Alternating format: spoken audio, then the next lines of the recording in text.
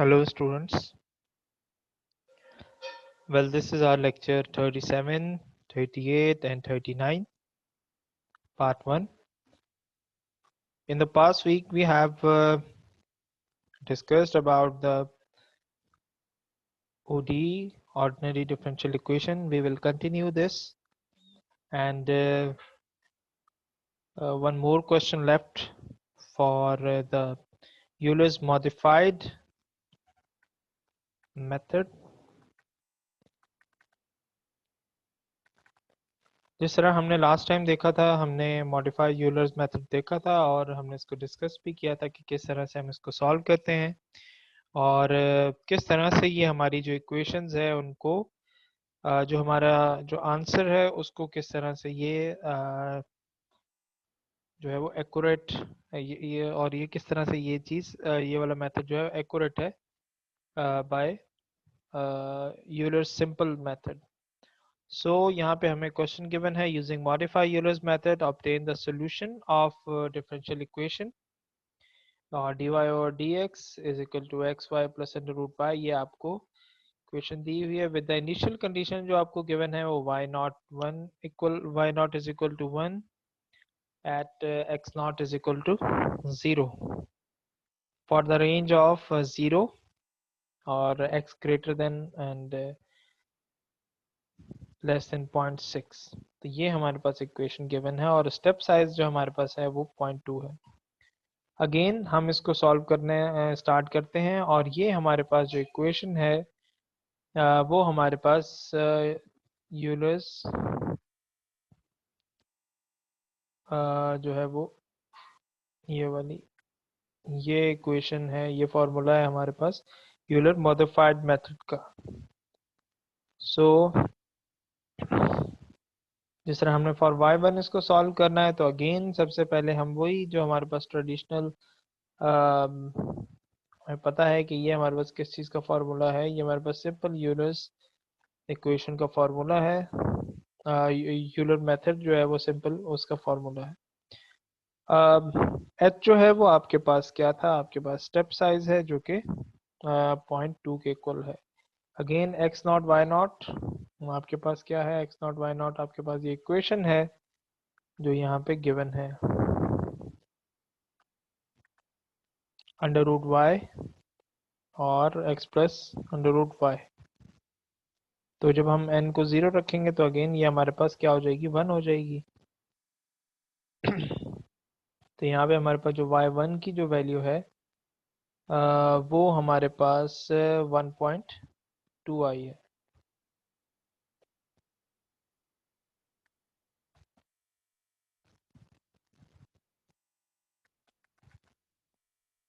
ये किस तरह से 1 आई थी ये आप देख सकते हैं. अगेन जब हम इसको उस फॉर्मूला में पुट करने जा रहे हैं और x1 जब हम 0.2 को देने जा रहे हैं तो जब जाहिर है कि y1 जो हमने पिछले अपने जो दूसरी इक्वेशन जो पिछला उसका पार्ट था उसमें जो वैल्यू निकाली y1 की वो 1.2 थी. तो अब हम इसको पुट करते हैं तो इस फंक्शन की हमारे पास वैल्यू 1.2954 आ रही है. तो अगेन ये जो 1 है ये आपके पास जो पिछला आपके पास इक्वेशन है उसका है और ये जो 1.294 है ये जो आपने अभी मॉडिफाई किया है ये उसकी वैल्यू है. तो h/2 आपके पास था, आप उसको ऐसे भी लिख सकते हैं. तो वो जब आप सॉल्व करते हैं तो आपके पास ये वैल्यू आती है 1.22 और ये वैल्यू किस पे आई है आपकी, ये वैल्यू आई है y.2 पे आपकी ये वैल्यू आई है 1.2295.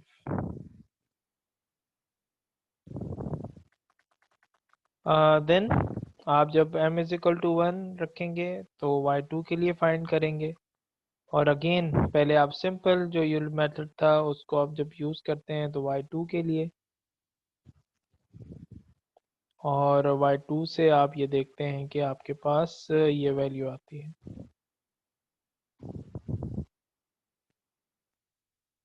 क्योंकि 1.3088 वो कौन सी वैल्यू जो आप पहले फाइंड कर चुके हैं.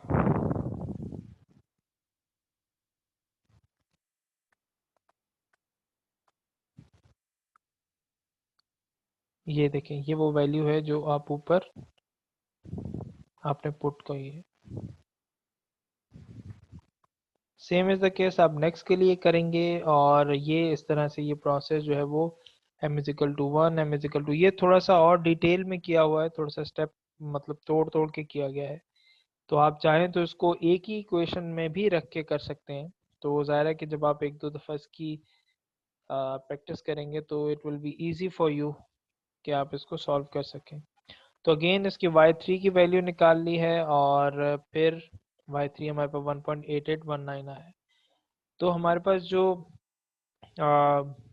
पूछा गया था कि हमने पॉइंट्स यानी 0 से हमने 0.6 तक, तो और स्टेप साइज क्या था 0.2 का, तो हमने 0.0 पे वैल्यू निकाली, 0.2 पे थी, 0 पे हमारे पास हमें वैल्यू पता थी, फॉर एग्जांपल वो 0 पे हमारे पास 1 वैल्यू थी, फिर 0.2 पे निकाली, 0.4 पे निकाली, और नाउ ये वैल्यू हमने किस पे निकाली थी फिर 0.6 पे। तो ये वाला पूरा क्वेश्चन हम बिल्कुल ये सेम है, सिर्फ यहाँ पे आपके पास ये इक्वेशन इसकी चेंज है, और ये थोड़ा सा मजीद एलेबोरेटेड स्टेप्स में किया गया है। ये आपको बस समझ आ जाए कि रेंज आपको कहाँ दी गई है 0 से 0.6, और स्टेप साइज क्या रखा गया 0.2। इसका मतलब 0 से 0.2 एक स्टेप, 0.2 से 0.4 एक स्टेप, और 0.4 से 0.6 जो है वो तीसरा स्टेप हो जाएगा।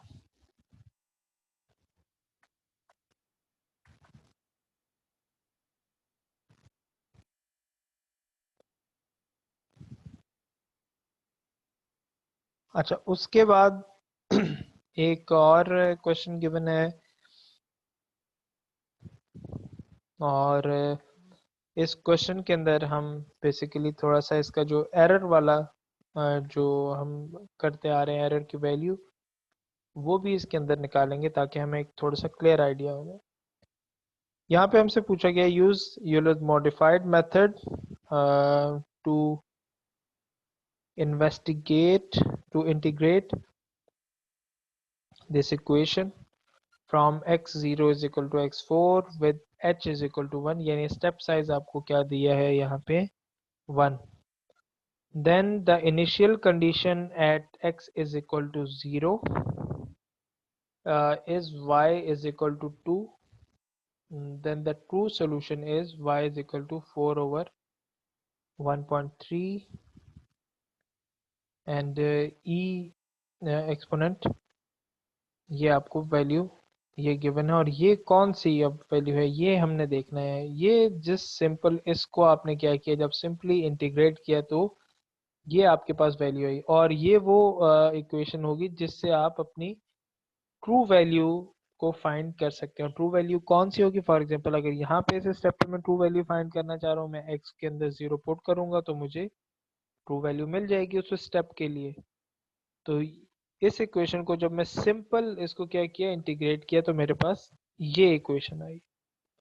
तो समटाइम्स ये आपको गिवन होगी, और समटाइम्स अगर नहीं गिवन तो आप सिंपली इक्वेशन को खुद इंटीग्रेट करके और उसको ये निकाल सकते हैं।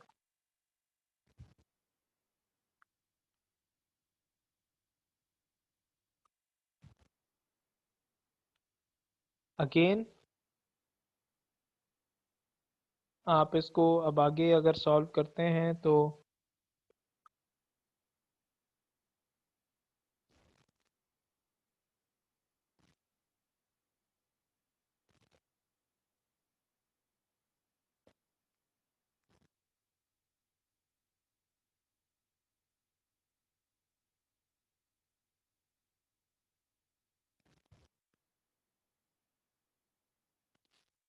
यहाँ पे सबसे पहले आप n इज इक्वल टू 0 करेंगे, और y1 की आप वैल्यू देखेंगे। तो अगेन ये आपके पास सिंपल यूलर सिंपल मेथड है, और ये जो इसके नीचे जो गिवन है वो आपके पास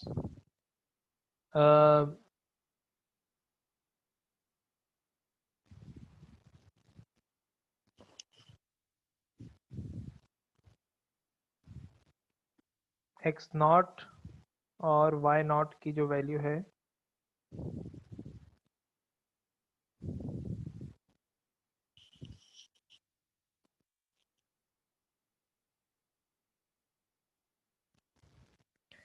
वो फाइंड आउट कर सकते हैं। और अगेन यहाँ पे x1 x0 प्लस h, ये स्टेप साइज है डेफिनेटली, और 1 स्टेप साइज है, तो it is very simple to find. तो हमने y1 की जब वैल्यू फाइंड करनी थी तो 2, क्योंकि हमने y0 पे यहाँ पे आपके पास 2 है, और सिंपल f किसके बराबर है 0 इंटू 2, क्योंकि x की वैल्यू x0 0 किसके बराबर है y0 is equal to 2।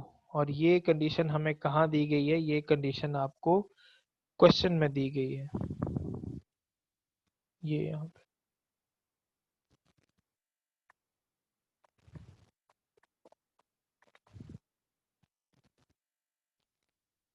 Again y1 not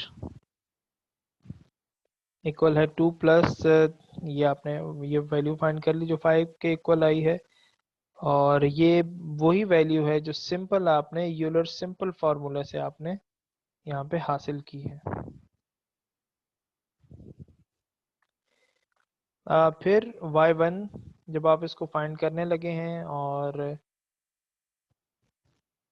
यहाँ पे आपने इक्वेशन पूरी उसके अंदर पुट की, तो 6.70108 आपके पास इसकी वैल्यू आई है। अब इसके ऊपर हम x1 पे जो है वो इसकी ट्रू वैल्यू भी फाइंड कर लेते हैं, और जो कि ऑलरेडी ये वाली इक्वेशन हमें गिवन थी, सिर्फ x की वैल्यू यहाँ पे पुट की है जो कि आई है 6.194।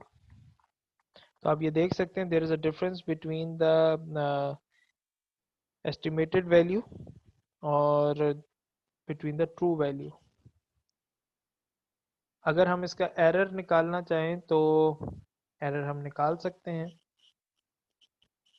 जो कि फॉर एग्जांपल ये ट्रू वैल्यू थी आपके पास 6.94 माइनस 6.70108 ओवर 6.194, तो ये आपके पास 8.18 आ रही। उसके बाद हम सिंपल क्या करते हैं, put n is equal to 1,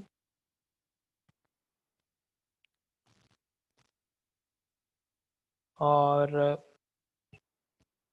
N y is equal to 1, ये जो हम यहाँ पे शेयर कर रहे हैं, क्योंकि y1 वो वैल्यू है जो हमने लास्ट जो हमारे लास्ट स्टेप था उससे हमने ये इन्फर की है। तो यहाँ पे सिंपल हम जो सिंपल उसका फार्मूला था यूलर सिंपल फार्मूला, उससे हमने एक वैल्यू निकाली, और वही वैल्यू फिर हमने आके आके जो यूलर्स मॉडिफाइड फार्मूला है उसके अंदर पुट की, और उसकी पुट करने के बाद हमें ये वैल्यू जो है वो मिली है। इसी तरह फिर हमने इसकी ज़ाहिर है कि वो x इज इक्वल टू 2 पे हमने इसकी ट्रू वैल्यू फाइंड कर ली, जो कि हमारे पास 13.667 आई है। अगेन हम इसकी ट्रू वैल्यू में से हम इसकी जो है वो जो एरर है वो निकाल सकते हैं, और क्योंकि जो 16.319 है जो हमने यहाँ पे ऊपर फाइंड आउट की है,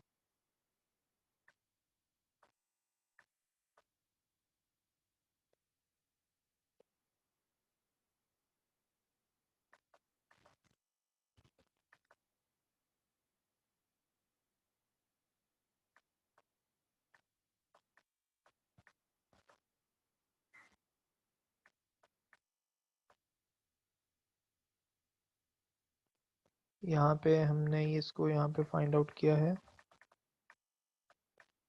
तो आप इस वैल्यू को चेक कर सकते हैं।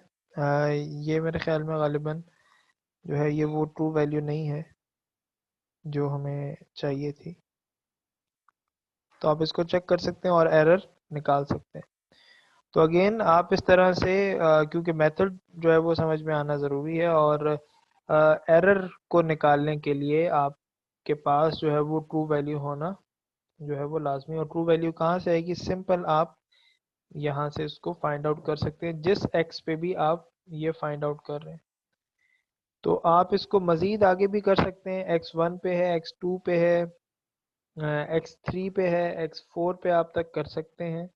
और डेफिनेटली क्योंकि ये थोड़े लेंदी क्वेश्चंस होते हैं, तो अगर आपने एक स्टेप इसका बेहतर तरीके से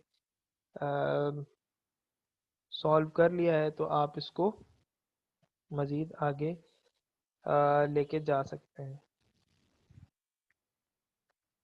तो ये जो आपका मेथड था, ये यहाँ पे हम इसको एंड करते हैं। और जो अब हमारा जो दूसरा मेथड है, जिसको आर के मेथड, और वो भी स्पेशली हम क्या कर रहे हैं, फॉर फोर्थ ऑर्डर के लिए हम करने जा रहे हैं। और रीज़न ये है कि जो फर्स्ट ऑर्डर हमने देखा कि जो हम यूलर सिंपल मेथड किया है, फिर सेकंड ऑर्डर इसके लिए, तो फोर्थ ऑर्डर हम कर सकते हैं। और कोई इसके अंदर जो है वो इतनी मुश्किल बात नहीं है। अगेन यहाँ पे हमें ये देखना है कि ये जो है वो मेथड हम क्यों यूज़ कर रहे हैं। ये मेथड जो है वो आपके जो बाकी जो हमने अभी मेथड किए हैं उनसे बेहतर है, और क्योंकि इसकी एक्यूरेसी जो है वो ज़्यादा है। तो इसके अंदर जो एक फैक्टर होता है वो बेसिकली के का फैक्टर होता है। और जब भी हम फोर्थ ऑर्डर की बात कर रहे हैं तो इसका मतलब है कि हमारे पास के की 4 इक्वेशंस होंगी। तो के वन जो है एच ऑफ जो भी फंक्शन है आपका, वो के टू आपके इसके बराबर होगा, के थ्री आपका इस इक्वेशन की, के फोर इसके। और अगेन जब आप ये चारों केस जो है वो एक इक्वेशन में से निकाल लेते हैं तो आपके पास एक के आता है जो कि आपके पास इस पूरी वैल्यू के बराबर है। K is equal to 1/6 k1 2 k2 plus 2 k3 plus k4। Again अभी हम इसको सॉल्व करना स्टार्ट करते हैं, और जाहिर है कि जो भी आपके पास फिर ये के की वैल्यू आएगी तो यहाँ से आप फिर वाई की वैल्यू निकाल सकते हैं। एक एग्जांपल देखते हैं। एक एग्जांपल हमें गिवन है, वो है कि given dy over dx x plus y square y nought is equal to 1, find y point two where h is equal to 0.1 using R K method. अच्छा, जहाँ पे आपको सिंपल आर के मेथड है तो वहाँ पे ये लिखना भी होता है, क्योंकि फोर्थ ऑर्डर से सॉल्व करना है या किससे सॉल्व करना है, तो यहाँ पे ऑलरेडी हमें पता है कि हम ये जो हमने ऊपर एक्सप्रेशंस देखी हैं, जो इक्वेशंस देखी हैं, वो फोर्थ ऑर्डर के लिए हैं। तो definitely we will solve using fourth order. अब फोर्थ ऑर्डर के लिए, और ये बिल्कुल सिंपल इस वजह से रखा है क्योंकि थोड़ा सा ये लेंदी क्वेश्चन है, क्योंकि आपने K1 K2 K3 K4 find करना है। फिर उसके बाद जाके आपके पास फिर K आएगा, और K के बाद जाके आप इसको आप Y की एक वैल्यू निकाल सकते हैं। सो स्टेप साइज बहुत सिंपल दिया था आपको। X nought y nought is equal to 1 हमें पता है, गिवन है क्वेश्चन के अंदर। फिर x1 क्योंकि h1 है तो x1 0.1 होगा। इसके ऊपर y1 की हमें वैल्यूज बिल्कुल मालूम नहीं है। इसी तरह x2 है, वहाँ पे 0.1 है, और जाहिर है कि इसको हम ऐड करेंगे तो ये 0.2 के इक्वल हो जाएगा। और y2 पे भी हमें बिल्कुल वैल्यू जो है वो मालूम नहीं है, और यहाँ पे हमें मैक्सिमम 0.2 तक कहा गया है, तो हम इससे आगे नहीं जाएंगे। सो जब हम n इज इक्वल टू 0 के लिए करेंगे तो क्या करेंगे, सिंपल, अब इसको ध्यान में रखना है। सॉरी। सबसे पहले हम K1 K2 K3 and K4 को फाइंड करें। तो K1 हम किस तरह फाइंड कर सकते हैं, h हमारे पास ऑलरेडी हमें नोन है, और जो x नॉट और y नॉट है वो हमारे पास ये गिवन है, x प्लस वाई स्क्वेयर। सो हम सिंपली 0 प्लस 1 इसको ऐड करेंगे, और K1 की हमारे पास 0.1 वैल्यू आ जाएगी।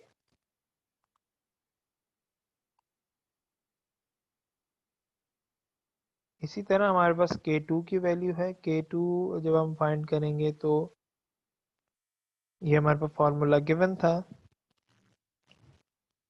और ये कॉमा यहाँ पे ज़ाहिर है कि प्लस को इंडिकेट कर रहा है। तो x not plus h over 2, x not हमारे पास 0 है, h हमारे पास 0.1 है, उसको 2 से डिवाइड किया, y नॉट 1 है। और इसी तरह K1 जो हमने पिछले उसमें निकाला वो 0.1 था ओवर 2 का होल स्क्वायर, क्योंकि ये इक्वेशन का है।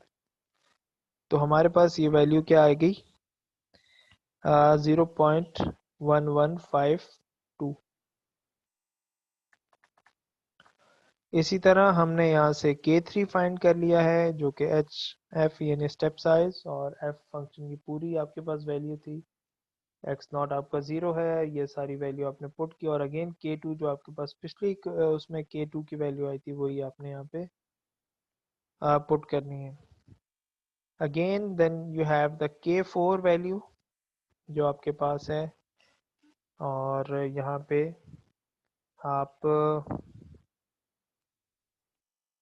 एच एफ जो है वो एच आपके पास 0.1 था, और आपने यहाँ पे ये वैल्यू पुट की, और K4 की आपने वैल्यू 0.1347 यहाँ पे फाइंड आउट कर ली। अगेन जब आपके पास K1, K2, K3 and K4 की वैल्यूज यहाँ पे आ जाएंगी, सो आपने जो आपका फॉर्मूला है K का 1/6 K1 plus 2 K2 plus 2 K3 plus K4, उसके अंदर ये वैल्यूज आपने पुट करनी है। जब आप ये वैल्यूज पुट करते हैं तो आपके पास K की ये स्पेसिफिक वैल्यू 0.1165 आती है। अब ये तो यहाँ तक वैल्यू, लेकिन अब आपने फाइंड क्या करना था, y1 की वैल्यू फाइंड करनी थी। तो y1 को फाइंड करने के लिए आपके पास जो फॉर्मूला है y नॉट प्लस के, तो y नॉट ऑलरेडी हमें गिवन था, जो कि इनिशियल कंडीशन में हमें गिवन है, वो क्या था 1, तो 1 हमने यहाँ पे लिखा, और k हमारे पास है 0.1165, तो y1 की आपके पास यहाँ पे वैल्यू आ गई। फिर जब हम n को 1 के इक्वल पुट करते हैं, यानी ये हमारे पास फर्स्ट पार्ट इसका सॉल्व हो चुका है। तो फिर जब हम n को जब 1 को पुट करते हैं, तो ये बिल्कुल जब हम K1 फाइंड करेंगे तो 0.1 और पॉइंट, और यहाँ पे अब जो y की वैल्यू आएगी वो क्या आएगी 1.1165 का होल स्क्वायर। यहाँ पे हमारे पास K1 की वैल्यू आ गई। इसी तरह से यहाँ पे जब हमने ये वैल्यू फाइंड की है, तो यहाँ पे भी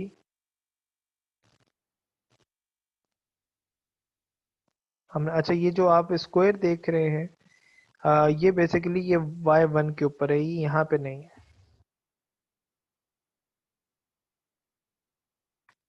तो ये मेरा मिस्टेक हो गया।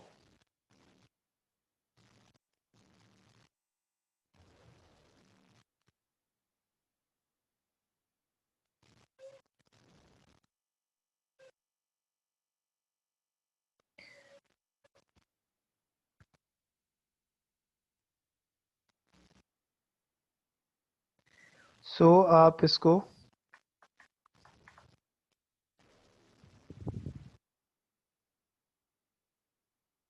अब K2, फिर इसी तरह आप K3 को यहाँ पे फाइंड कर सकते हैं, ये आपके पास फॉर्मूला गिवन है ऑलरेडी,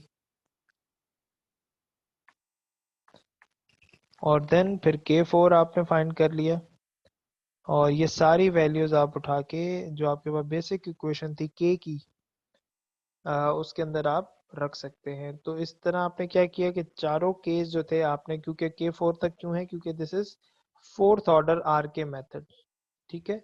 इसके बाद आप और हायर ऑर्डर जाएंगे तो वो भी हम अगले लेक्चर्स में देखेंगे कि मजीद अगर हायर ऑर्डर पे हम जाते हैं तो वो मजीद, क्योंकि क्वेश्चन आपका मजीद क्या हो जाएगा, लेंदी हो जाएगा। तो इसी तरह हम y2 की वैल्यू यहाँ पे इसको रख के फाइंड आउट कर सकते हैं। तो y2 हमारे पास 1.2737 आया। तो ये आपके पास एक एग्जांपल थी आर के मेथड की, are K method fourth order.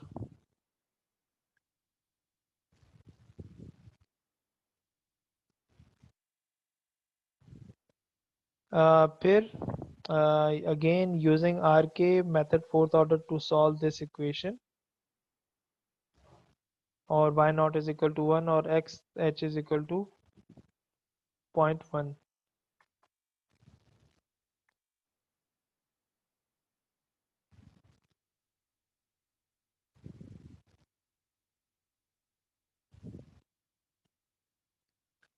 अब जो ये वाला आपको क्वेश्चन दिया हुआ है, ये आपके पास इक्वेशन है x square plus y square over 10, और y naught is equal to 1 और h is equal to 0.1। तो सबसे पहले आपने यहाँ पे K1 फाइंड किया है, और K1 फाइंड करने के बाद अगेन ये वही, आपको सिर्फ यहाँ पे ध्यान रखना है कि जो इक्वेशन है ये जो आपको गिवन है वही हो। और उसके बाद फिर आपके पास K2 आपने फाइंड किया, और बिल्कुल जो हमने प्रीवियसली जो क्वेश्चन में जो रूट फॉलो किया है उसी को हम लेके चलेंगे K2, और इसी तरह फिर K3 आपने फाइंड करना है, और then you have the K4। तो ये जब चारों आपके पास find out, again calculation mistake अगर इन तीनों में से इन चारों को फाइंड करने में होगी तो अल्टीमेटली जो आपका कंप्लीट आंसर है वो उसको इफेक्ट करेगा। तो Y1 जो है वो आपके पास 1.01345 आ जाएगा, जो कि आपके पास क्या है, 0.1 की वैल्यू है। अगेन आप N1 के लिए इसको सॉल्व करने की कोशिश करेंगे, तो आप दोबारा से जो पिछली वैल्यूज थी वो आप इनको दोबारा आगे K1, K2, K3 and K4 के लिए आप उनको यूज़ कर सकते हैं, और उसके थ्रू आप ये फाइंड आउट कर सकते हैं। तो आप ये देख सकते हैं यहाँ पे हमारे पास Y2 फाइंड करना है, तो Y2 की हमारे पास वैल्यू आ चुकी है। तो आप ये सेम प्रोसेस N3 के लिए भी आप रिपीट करें और N4 के लिए भी आप रिपीट करें। तो आपके पास जो क्वेश्चन के अंदर जो डिमांड थी, जो कि बेसिकली क्या था कि आपने स्टेप साइज 0.1, तो आपने जो 1 तक की वैल्यूज़ हैं ये आगे तक आप करते जाएंगे जहाँ तक इसको जो आपका स्टेप साइज है ये पूरा नहीं हो जाता। तो थोड़ा सा आपके पास ये लेंदी क्वेश्चन है, बट